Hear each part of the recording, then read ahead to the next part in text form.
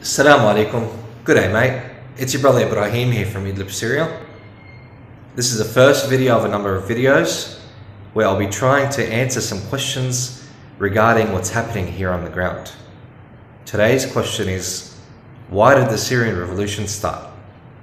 Now let's talk a little bit about the history of Syria, at least over the past couple of decades, and what was the situation of the people and society living in this state.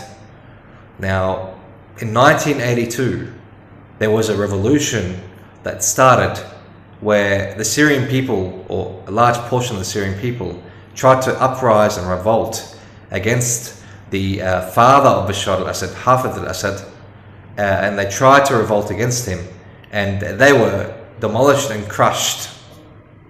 After this 1982 event, where over 50,000 people were killed and thousands upon thousands were imprisoned and many of them exiled, the Syrian people lived a very harsh and hard number of decades.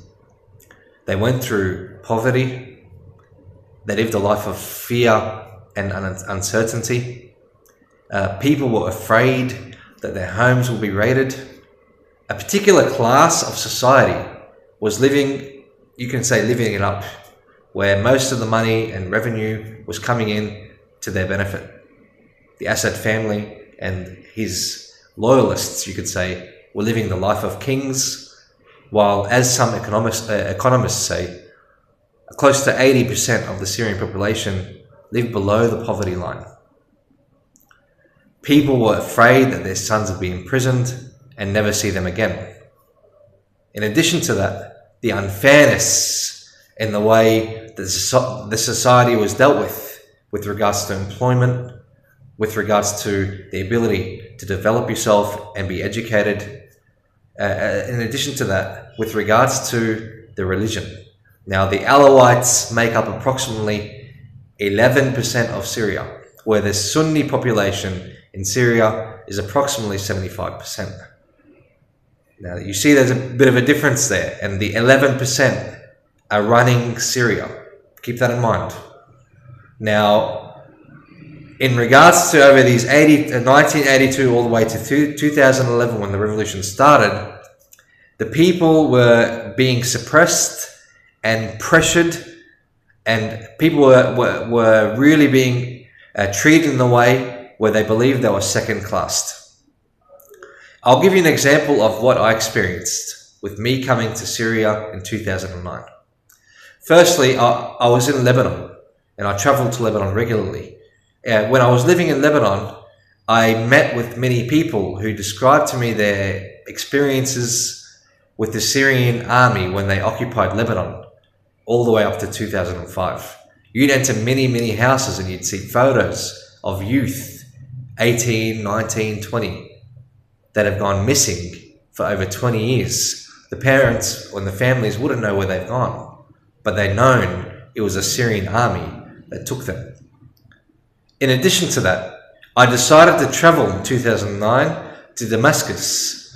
Now, when I crossed the border, I prepared my papers and I prepared my passport and all the information I need, my citizenship ID card, Lebanese citizenship. When I got all that ready and crossed the borders, I got into the customs room on the Syrian side of the border. Now, I met with some officers there. Now, these officers were very sus. After doing the initial paperwork to prepare myself to enter into the Syrian lands, the officers started giving me weird signals. Some of them were licking their fingers like that. And this in the Arab world means money. And then one would say, "Where's our sweets?" So they were giving me, you could say, hidden messages about some sort of a bribe, some sort of a money payment. And I'd avoid that because I wasn't interested in that. And I didn't want to pay that. I believe that was wrong. Now, after a bit of back and forth, these guys just sort of lost patience and told me straight up that if you don't pay us $100, I won't be letting you through to Syria. Now, these guys pretty much forced me to pay them a bribe to be able to enter into the Syrian lands. I paid it. I regret paying it, but I did benefit out of that situation and I did benefit when I entered into Syria and seen more about the reality in Syria and the way things were run. I went into Damascus a couple of hours later, and I stood on a big roundabout in the middle of the city. I pulled out my phone because the adhan was being called at Maghrib prayer. There were thousands of people around. Many people. The streets were filled. And the roundabout had some sort of a waterfall, water fountain in the middle of it. I thought this atmosphere was pretty good. I'd take a photo of it. I'd take a picture of it. Try to, maybe even do a little bit of a video to try to record the adhan. I pulled out my phone. Within seconds, I was pretty much tackled by a guy who was saying to me, "What are you doing? What are you pulling out your phone for? Are you crazy?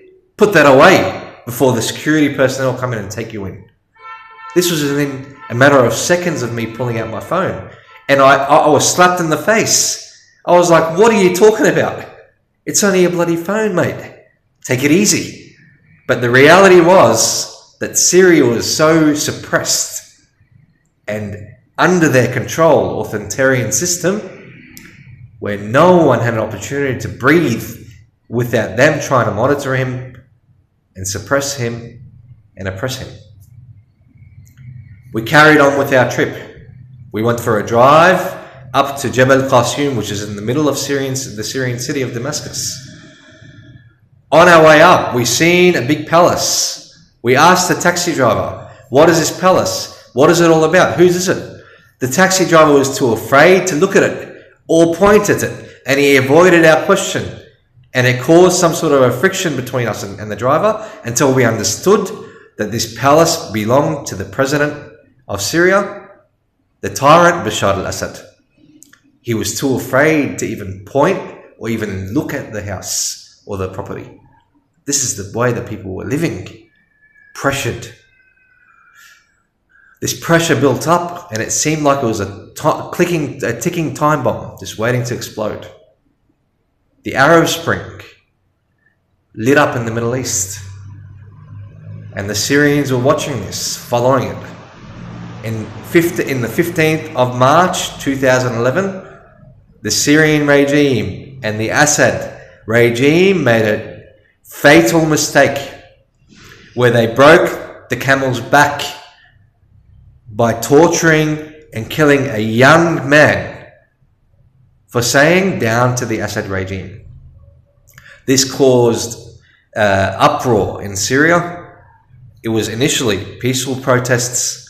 They were smashed the same way their father smashed the Muslims and the Syrians in 1982. Thousands were killed over a short period of time, and that switched the revolution to peaceful protests, to armed guerrilla warfare, and the building of the Free Syrian Army. Now, the Syrian people were willing to give up their lives and their wealth and their lands and everything, just for one important thing. It was freedom. Freedom from oppression, freedom from Bashar al-Assad, the Assad regime and their authoritarian dictatorship system, freedom from oppression.